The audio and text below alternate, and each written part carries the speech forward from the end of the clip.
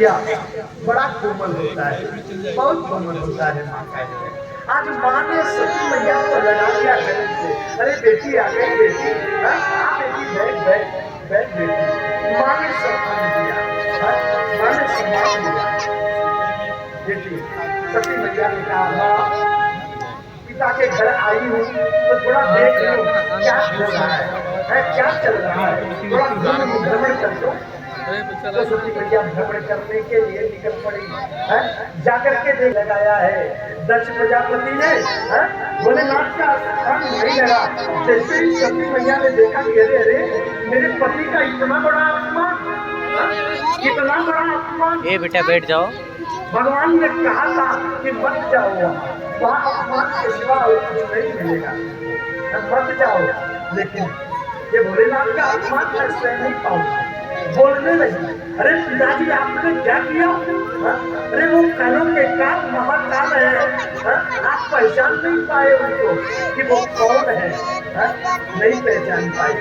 दक्ष प्रजापति फिर अनाप हो गए, अरे चाहो वो बोलिए, मैंने तो निमंत्रण भी नहीं दिया था, तुम क्या करने आई है? मैंने तो निमंत्रण नहीं दिया, क्या करने आई है? वो बोली है शमशान की लाश लपेटता है, खुद की माला पहनता है? जैसे ही अपमान को सुनी भोलेनाथ ने एकदम क्रोधित, क्या कर दो देहात में मैं जल जाऊंगा।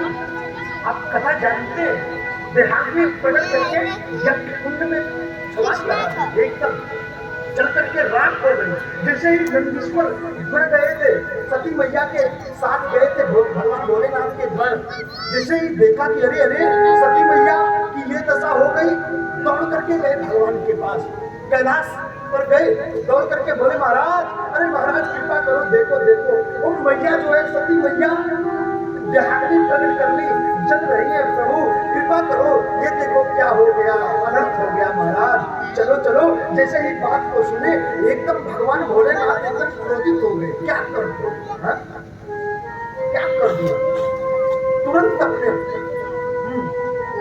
जटा को रख दिए और बाण उखाड़े और नीचे फेंक दिए।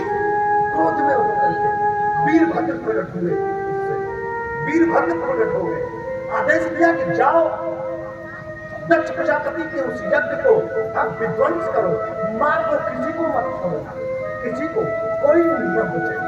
वीरभद्र एकदम क्रोधित हो गए, भगवान के ही स्वरूप है, गए दक्ष प्रजापति के पास, मारने लगे सबको। मारा दक्ष प्रजापति को ऐसा सिर काट दी, जो श्राप दिया था नंदीश्वर ने ना सभा में, मानो सिर काट दी वीरभद्र।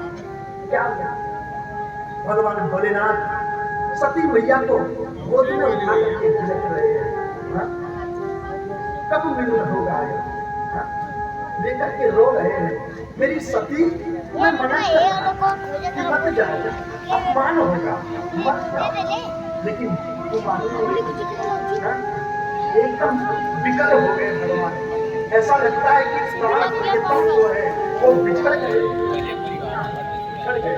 हाथ में लेकर के रो रहे हैं, आंखों से आंसू गिर रहा है, ध्यान में चले गए, छोड़ने का मन ही नहीं करता उस देह को, उस शरीर को कैसे छोड़ो? ये है हमारे कालों के काल, महाकाल, कैसे छोड़ो? रो रहे, समाधि में चले गए, कुछ दिन तक समाधि में रहे। इधर ब्रह्मा जी ने कहा, विचार किया कि देखो देखो भाई कितना बड़ा यज्ञ है, अगर ये पूरा नहीं होगा, अधूरा ही रहेगा तो बड़ा अनर्थ हो जाएगा, इसलिए चलो चले।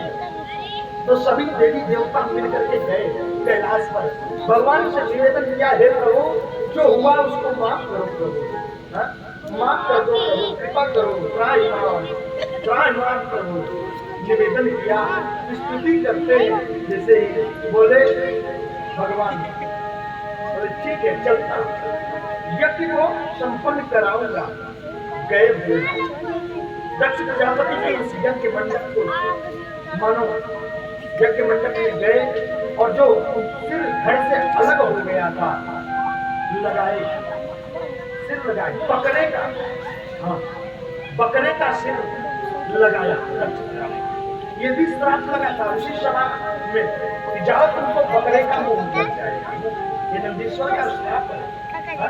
बकरे का दक्ष प्रजापति को मुंह लगा और जैसे ही लगाया भगवान ने कहते हैं कि स्तुति करने लगे दक्ष प्रजापति। दक्ष प्रजापति की जो अहंकारता थी, अहंकार ये जो मन मस्तिष्क में भरा हुआ था, वो मानो सिर कटते ही एकदम धराशायी हो गया। बकरे का मुख लगा ना तो अहंकार भूल गया, दक्ष की दक्षता भूल गई, दक्षता भूल गई और बकरे के मुख से स्तुति करने लगे। बम बम बम बम बम बम बम बम। ये बम बम शब्द जो है ना, बम बम, ये दक्ष प्रजापति की जब लगा बकरे का मुख ना तो बम बम शब्द पहले निकला, ये बकरे के मुख से निकला। भगवान की स्तुति करते हैं दक्ष प्रजापति, बम बम बम बम बम बम बम बम, ऐसे करके स्तुति किया, यज्ञ संपन्न कराया। समय को भी देखना है, यज्ञ संपन्न हुआ। भगवान गए कैलाश पर, जाकर के समाधि में चले गए। लेकिन जो मिलन है वो कैसे पूरा होगा, जो जीवन में अधूरापन आ गया है वो कैसे पूरा होगा। विरक्त हो गए भोलेनाथ, अपने आप को भूल गए, और वर्षों से कैलाश पर पड़े। क्या किया जाए, देवी देवता मना रहे हैं कब भगवान की यहाँ, और इधर मिलन कब होगा भोलेनाथ मैया सती से, कब मिलन होगा। तो कहते हैं हिमाचल नगरी में समय आ गया, हिमाचल नगरी में प्राकट्य हुआ मैया गौरा का। हिमाचल के यहाँ मैया पार्वती जन्म लेती गौरा। अब तो प्राकट्य जैसे ही हुआ, भगवान को धीरे धीरे लग रहा है कि अब मिलन हो जाएगा गौरा से।